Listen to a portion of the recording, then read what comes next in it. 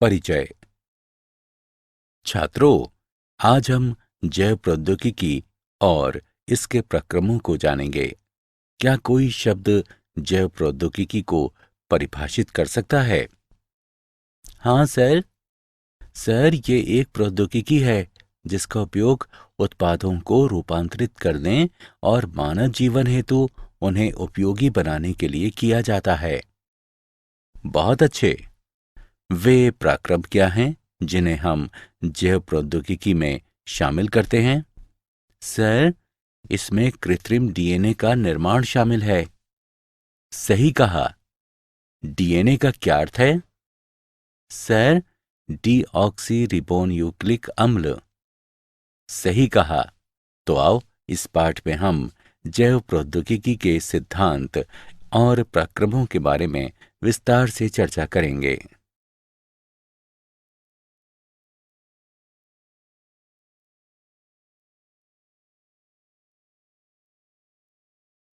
उद्देश्य। इस पाठ के अंत में आप निम्न करने में सक्षम हो जाएंगे: जैव प्रौद्योगिकी के सिद्धांतों का वर्णन करना, एक कृत्रिम पुनर्योगज डीएनए अणु के निर्माण का वर्णन करना, पुनर्योगज डीएनए प्रौद्योगिकी के साधनों का वर्णन करना, डीएनए खंड के पृथक्करण एवं विलयन की चर्चा करना, क्लोनिंग संवाहक का वर्णन करना, पुनर्योगज डीएनए प्रौद्योगिकी के प्रक्रमों का वर्णन करना। जैव प्रौद्योगिकी के सिद्धांत। जैव प्रौद्योगिकी एक तकनीक है जिसमें उत्पादों को बनाने या रूपांतरित करने, पौधों या जंतुओं में सुधार करने के लिए या विशिष्ट उपयोग हेतु सूक्ष्म जीवों का विकास करने के लिए जीवों का उपयोग किया जाता है। आधुनिक जैव प्रौद्योगिकी के विकास में निम्न दो तकनीकों का योगदान है: आनुवंशिक इंजीनियरिंग, आनुवंशिक पदार्थ की प्रकृति को बदलने की तकनीक, और या आनुवंशिक पदार्थ को अन्य परपोषी जीवों में प्रवेश कराकर इसके समलक्षणी में परिवर्तन करना। जैव प्रौद्योगिकी उत्पादों के निर्माण के लिए रोगाणु रहित दशाओं में केवल वांछित सूक्ष्मों या कोशिकाओं की अधिक संख्या में वृद्धि और गुणन को सुगम बनाने की तकनीक।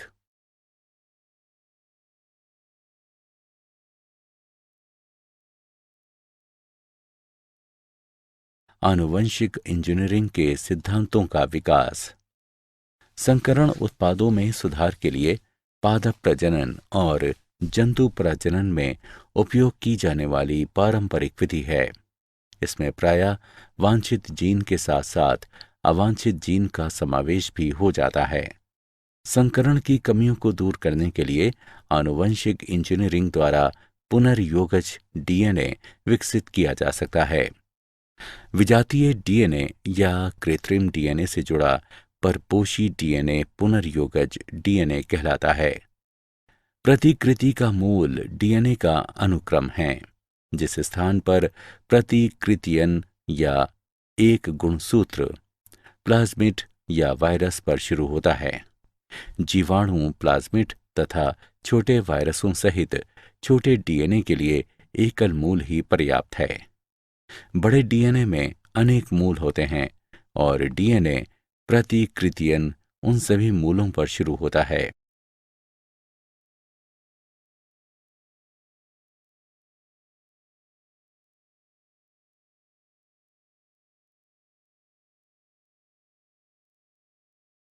कृत्रिम पुनर्योगज डीएनए अणु का निर्माण। जब विजातीय डीएनए प्रतिकृति के मूल से जुड़ा होता है तो परपोषी जीव में डीएनए प्रतिकृति एवं गुणित हो सकते हैं। ये डीएनए क्लोनिंग कहलाता है। कृत्रिम पुनर्योगज डीएनए का निर्माण। प्लाज्मिड अतिरिक्त गुणसूत्र डीएनए हैं जो एक जीवाणु से दूसरे जीवाणु तक जीन या डीएनए स्थानांतरित कर सकते हैं। वे साल्मोनेला टाइफीमुरियम के प्लाज्मिड से प्रतिजैविक प्रतिरोधी जीन को प्रतिबंधन एंजाइम्स द्वारा काटकर अलग करते हैं। पृथक जीन डीएनए लिगेज एंजाइम द्वारा प्लाज्मिड से जुड़ा हुआ था। ये पुनर्योगिज डीएनए पात्रे बनाता है जो प्रयोगशाला की दशाएं हैं। इस पुनर्योगज डीएनए को साल्मोनेला से काफी मिलते जुलते इशारिकिया कोलाई जीवाणु में स्थानांतरित किया जाता है। प्रतिजैविक प्रतिरोधी जीन ई कोलाई में प्रतिकृति बना सकते हैं और बहुप्रतियां बनती हैं। ये जीन क्लोनिंग कहलाता है। जीव के आनुवंशिक रूपांतर में निम्न चरण होते हैं। वांछित जीन युक्त डीएनए की पहचान, चिन्हित जीन का परपोषी में स्थानांतरण, स्थानांतरित डीएनए को परपोषी में सुरक्षित रखना तथा उसकी संतति में स्थानांतरित करना। पुनर्योगज डीएनए तकनीक के साधन। प्रतिबंधन एंजाइम। प्रतिबंधन एंजाइम न्यूक्लिएजेस कहलाने वाले एंजाइमों के वर्ग में आते हैं। ये एंजाइम डीएनए द्विकुंडलिनी को विशिष्ट अनुक्रम पर काट सकते हैं। ये दो प्रकार के होते हैं, एक्सोन्यूक्लिएज, एंडोन्यूक्लिएज। एक्सोन्यूक्लिएज ये एंजाइम डीएनए के सिरों से न्यूक्लियोटाइड को अलग करते हैं। एंडोन्यूक्लिएज ये डीएनए के भीतर विशिष्ट स्थलों पर काटते हैं। ये एंजाइम डीएनए में पैलिंड्रोमिक न्यूक्लियोटाइड अनुक्रम कहलाने वाले विशिष्ट अनुक्रमों की पहचान करते हैं। पैलिंड्रोमिक न्यूक्लियोटाइड अनुक्रम ये क्षार युग्म का अनुक्रम है जो पढ़ने के अभिविन्यास को समान रखने वाले दोनों लड़ियों में एक जैसा पढ़ा जाता है। निम्न अनुक्रमों को 5 प्राइम से 3 प्राइम दिशा में या 3 प्राइम से 5 प्राइम की दिशा में पढ़ने पर दोनों लड़ियों में एक जैसा पढ़ा जाता है। 5 prime GAATTC 3 prime, 3 prime CTTAAG 5 prime. प्रथम प्रतिबंधन एंडोन्यूक्लिएज हिंड 2 था।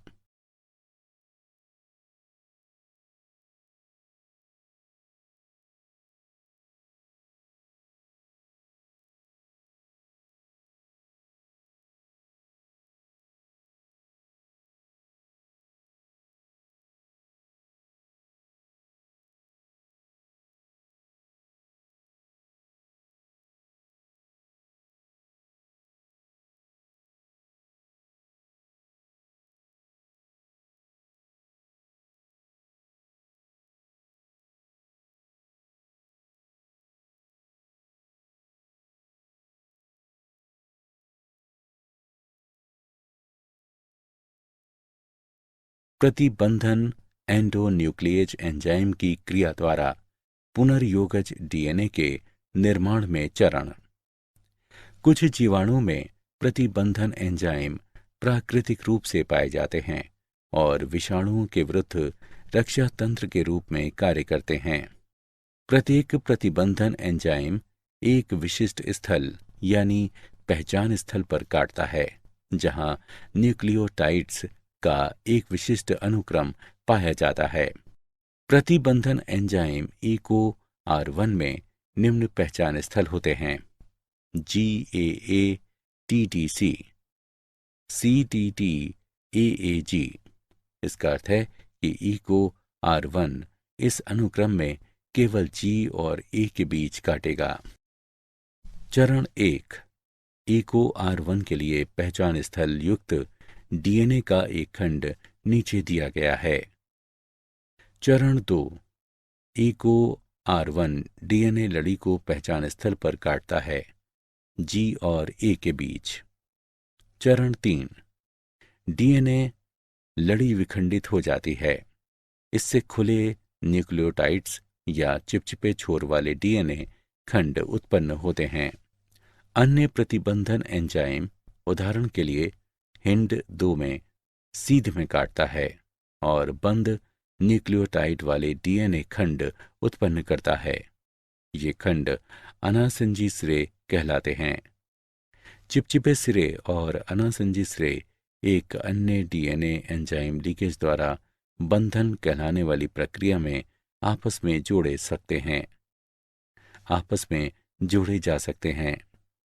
डीएनए लीकेज डीएनए की मरम्मत और प्रतिकृतियन में शामिल होते हैं। लीकेज का कार्य बंधन कहलाने वाली प्रक्रिया में डीएनए खंडों को पुनः जोड़ना है। डीएनए खंड 4 युग्म रेखण का उपयोग करके आपस में जुड़ जाते हैं।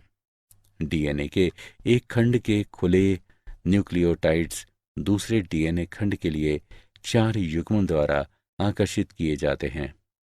खंड एंजाइम डीएनए लीकेज द्वारा जुड़े होते हैं, जो खंडों को उनकी शर्करा फॉस्फेट रीढ़ पर जोड़ते हैं। यदि डीएनए खंड अलग अलग स्रोतों से है तो पुनर्योजन डीएनए उत्पन्न होता है।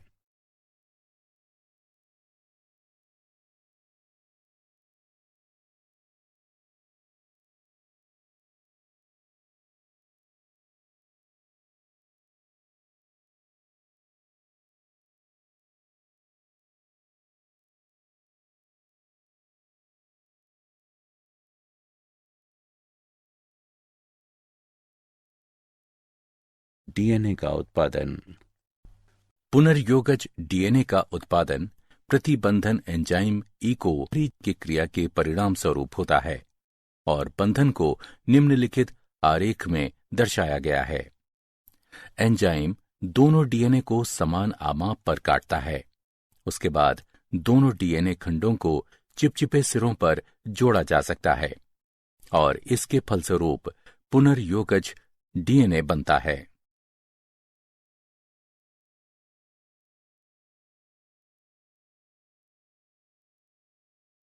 डीएनए खंड का पृथक्करण एवं विलकन। डीएनए खंडों को जेल इलेक्ट्रोफोरेसिस यानी विद्युत कण संचलन का उपयोग करके अलग किया जा सकता है। विभिन्न आकार वाले अणुओं को सरंध्री स्पंज जैसे मैट्रिक्स में अलग करने के लिए इलेक्ट्रोफोरेसिस में विद्युत धारा का उपयोग किया जाता है। बड़े अणुओं की तुलना में छोटे अणु जेल रंध्रों से बहुत आसानी से गति करते हैं।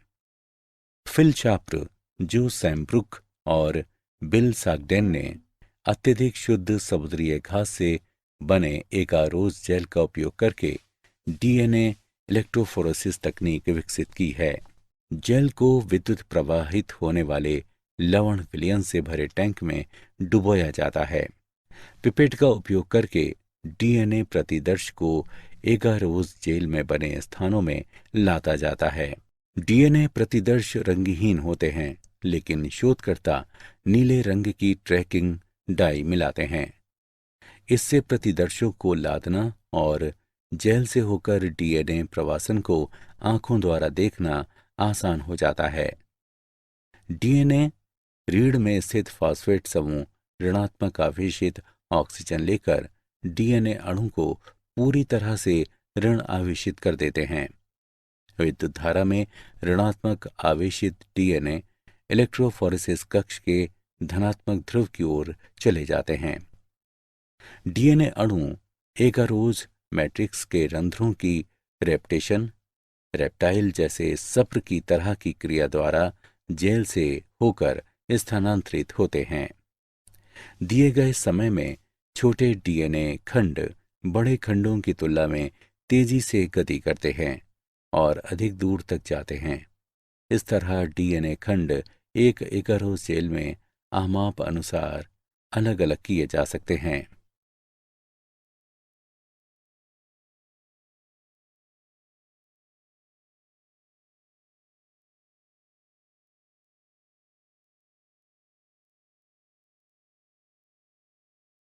क्लोनिक संवाहक।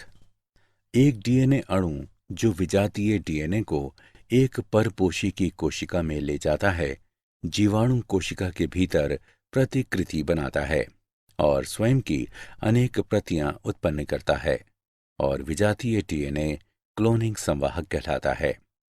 क्लोनिंग संवाहक प्रतिबंधन एंजाइमों के लिए अगले महत्वपूर्ण साधन हैं। सामान्य क्लोनिंग संवाहक प्लाज्मिड और जीवाणु भोजी हैं। एक संवाहक में क्लोनिंग को आसान करने के लिए निम्न विशेषताओं की आवश्यकता होती है। प्रतिकृतियन की उत्पत्ति यानी मूल। यह एक अनुक्रम है जहां से प्रतिकृतियन की शुरुआत होती है और डीएनए का कोई भी टुकड़ा जब इस अनुक्रम से जुड़ जाता है तो अगली कोशिकाओं में प्रतिकृतियन कर सकता है। वर्ण योग्य चिन्हक। मूल ओरी के साथ संवाहक को वर्ण योग्य चिन्हक की भी आवश्यकता होती है जो रूपांतरजों और अरूपांतरजों की पहचान करने में सहायता करते हैं। उदाहरण के लिए एम्पिसिलिन, क्लोरैम्फेनिकोल, टेट्रासाइक्लिन आदि जैसे प्रतिजैविकों के प्रति प्रतिरोध क्रोडित करने वाले जीनों का वर्ण योग्य चिन्हकों के रूप में उपयोग किया जाता है। रूपांतरण ये एक प्रक्रिया है जिसके द्वारा एक डीएनए खंड को परपोषी जीवाणु में प्रवेश कराया जाता है।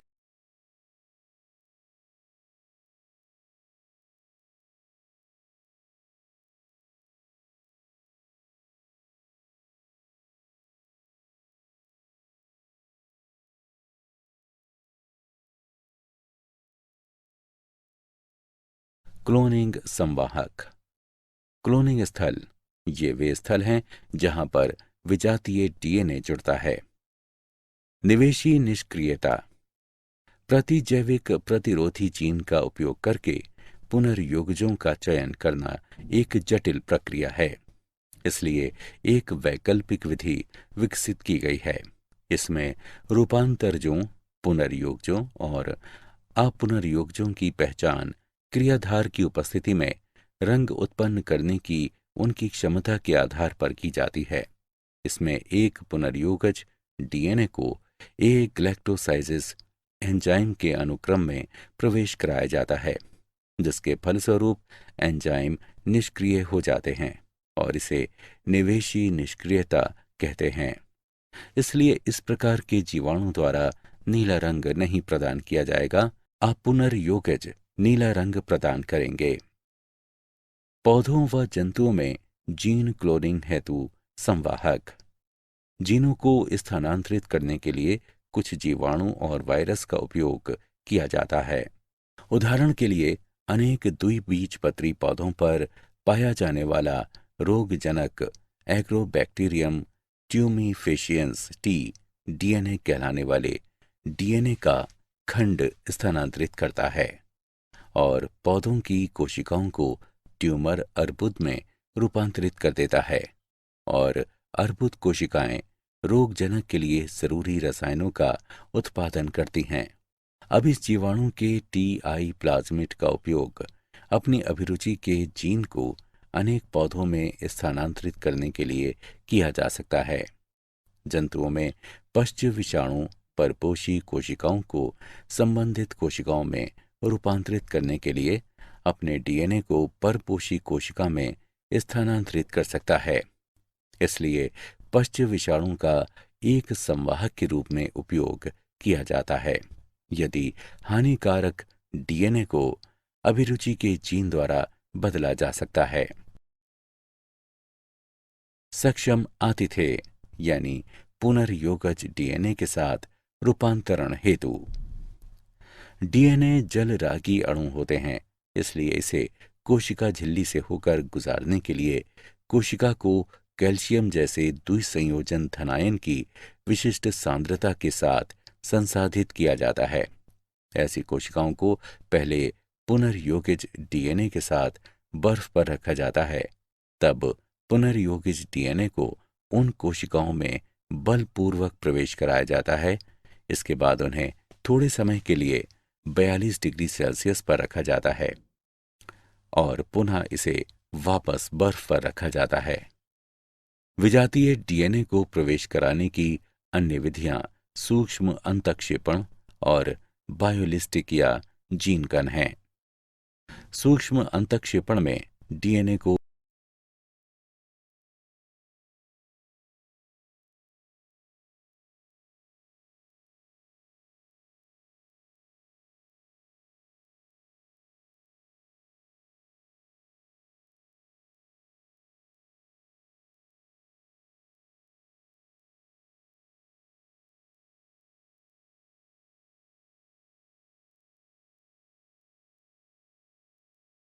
पुनर्योगज के पराक्रम।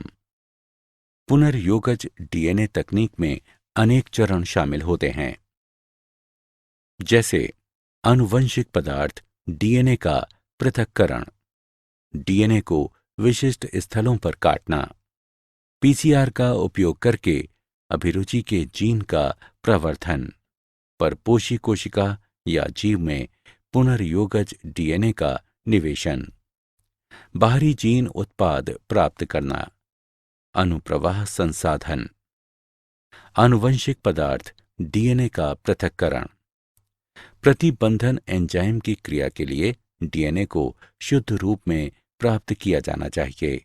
ये लाइसोजाइम, सेल्यूलोज, काइटिनेज जैसे एंजाइमों से जीवाणु कोशिकाओं को संसाधित करके किया जाता है। डीएनए हिस्टोन, प्रोटीन और आरएनए के साथ गुंधे रहते हैं। आरएनए को रिबोन्यूक्लेज से उपचारित करके, जबकि प्रोटीन को प्रोटीएज से उपचारित करके अलग किया जाता है।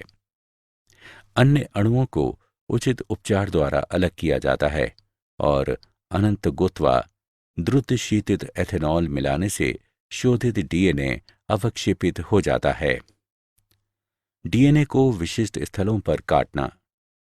शोधित अणुओं को इष्टतम परिस्थितियों में रखने पर प्रतिबंधन एंजाइम का उपयोग किया जाता है। प्रतिबंधन एंजाइम की वृद्धि जांचने के लिए पाचन एगारोज जेल इलेक्ट्रोफोरेसिस का उपयोग किया जाता है। पुनर्योगज डीएनए तैयार करने के लिए स्रोत डीएनए से काटा गया अभिरुचि का जीन तथा खाली जगह के साथ कटे हुए संवाहक को मिश्रित किया जाता है और लिगेज मिलाया जाता है। पुनर्योगज डीएनए प्रौद्योगिकी के प्रक्रम। पीसीआर का उपयोग करके अभिरुचि के जीन का प्रवर्धन। पॉलीमरेज श्रृंखला अभिक्रिया यानी पीसीआर विशिष्ट डीएनए अनुक्रमों का घातांकी प्रवर्धन प्रदान करती है। पीसीआर के लिए आवश्यक है डीएनए टेम्पलेट, कोई भी स्रोत जिसमें एक या अधिक लक्षित डीएनए अणु होते हैं प्रवर्धित किए जाते हैं। उपक्रमक समान G+C सामग्री के साथ साथ लगभग 10 से 18 न्यूक्लियोटाइड्स के रासायनिक संश्लेषित अल्प न्यूक्लियोटाइड का युग्म उपक्रमकों के रूप में कार्य करता है, जो एक दूसरे के प्रति सीधे डीएनए संश्लेषित करते हैं। एंजाइम सामान्य रूप से उपयोग किए जाने वाले दो एंजाइम हैं, टैग पॉलीमरेज और वेंट पॉलीमरेज। ये 95 डिग्री सेल्सियस पर 1 से 2 मिनट तक बचे रह सकते हैं। इस तकनीक में 3 चरण शामिल हैं। 1. विकृतीकरण, लक्षित डीएनए का गलन। द्विलड़ीय डीएनए से इसकी पूरक लड़ियों को पृथक करने के लिए उच्च तापमान यानी 15 सेकंड के लिए 95 डिग्री सेल्सियस का उपयोग करके इसे विकृत किया जाता है। डीएनए संश्लेषण के लिए प्रत्येक पृथक एक लड़ीय डीएनए टेम्पलेट के रूप में कार्य करता है। 2. उपक्रामक तापानुशीलन। विकृत डीएनए लड़ियों के लिए 2 अल्प न्यूक्लियोटाइड उपक्रमकों का तापानुशीलन अतिरिक्त उपक्रमक मिलाकर और 60 सेकंड के लिए लगभग 68 डिग्री सेल्सियस तापमान कम करके किया जा सकता है। उपक्रमक हाइड्रोजन बंध बनाते हैं जो डीएनए अनुक्रम के दोनों सिरों पर डीएनए का तापानुशीलन करता है। 3. उपक्रमकों का विस्तार, बहुलकीकरण। डीएनए पॉलीमरेज उपक्रमकों को बढ़ाने के लिए उपक्रमक की बहुलकीकरण प्रक्रिया की शुरुआत करता है, जिसके परिणाम स्वरूप लक्षित डीएनए अनुक्रम की प्रतियों का संश्लेषण होता है। उपयोग किए जाने वाले 2 एंजाइम टैग पॉलीमरेज और वेंट पॉलीमरेज हैं। पुनर्योगज डीएनए प्रौद्योगिकी के प्रक्रम। परपोषी कोशिका या जीव में पुनर्योगज डीएनए का निवेशन। यदि पुनर्योगज डीएनए को जिसमें प्रतिजैविक एम्पिसिलिन प्रतिरोधी जीन स्थित होता है, ई कोलाई कोशिकाओं में स्थानांतरित किया जाता है, तो परपोषी कोशिका एम्पिसिलिन प्रतिरोधी कोशिकाओं में रूपांतरित हो जाती हैं। इस स्थिति में एम्पिसिलिन प्रतिरोधी जीन वर्ण योग्य चिन्ह कहलाता है। बाहरी जीन उत्पाद प्राप्त करना। विजातीय डीएनए जीन अभिव्यक्ति द्वारा वांछित प्रोटीन उत्पन्न करने के लिए प्रायः गुणित हो जाता है। जब प्रोटीन कूट लेखन जीन की किसी विषमजात परपोषी में जब प्रोटीन कूट लेखन जीन किसी विषमजात परपोषी में अभिव्यक्त होता है तो इसे पुनर्योगज प्रोटीन कहते हैं। अधिक मात्रा में उत्पादों को उत्पन्न करने के लिए 100 से 1000 लीटर आयतन वाले बायोरिएक्टर का उपयोग किया जाता है। बायोरिएक्टर वृद्धि परिस्थितियों यानी तापमान, पीएच, क्रियाधार, लवण, विटामिन, ऑक्सीजन का उपयोग करके वांछित उत्पाद प्राप्त करने के लिए अनुकूलतम परिस्थितियां प्रदान करता है। प्रायः विलोडन प्रकार के बायोरिएक्टर का उपयोग किया जाता है जो सामान्यतः बेलनाकार होते हैं या जिनके आधार घुमावदार होते हैं। विलोडक बायोरिएक्टर में ऑक्सीजन उपलब्धता व उसके मिश्रण का काम करते हैं। विकल्पतः हवा बुलबुले के रूप में बायोरिएक्टर में भेजी जा सकती है। एक बायोरिएक्टर में निम्न घटक होते हैं: एक प्रक्षोभक तंत्र, ऑक्सीजन प्रदाय तंत्र, झाग नियंत्रण तंत्र, तापक्रम नियंत्रण तंत्र, पीएच नियंत्रण तंत्र और प्रतिचयन प्रद्वार।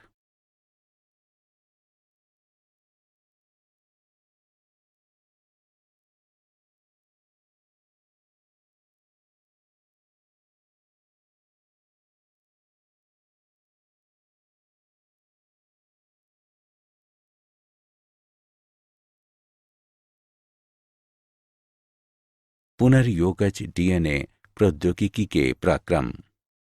अनुप्रवाह संसाधन। इसमें पृथक्करण व शोधन शामिल है। इसे सामूहिक रूप से अनुप्रवाह संसाधन कहते हैं। औषधि के मामले में ऐसे संरूपण को चिकित्सीय परीक्षण से गुजारते हैं। अनुप्रवाह संसाधन प्रत्येक उत्पाद के लिए भिन्न भिन्न होता है।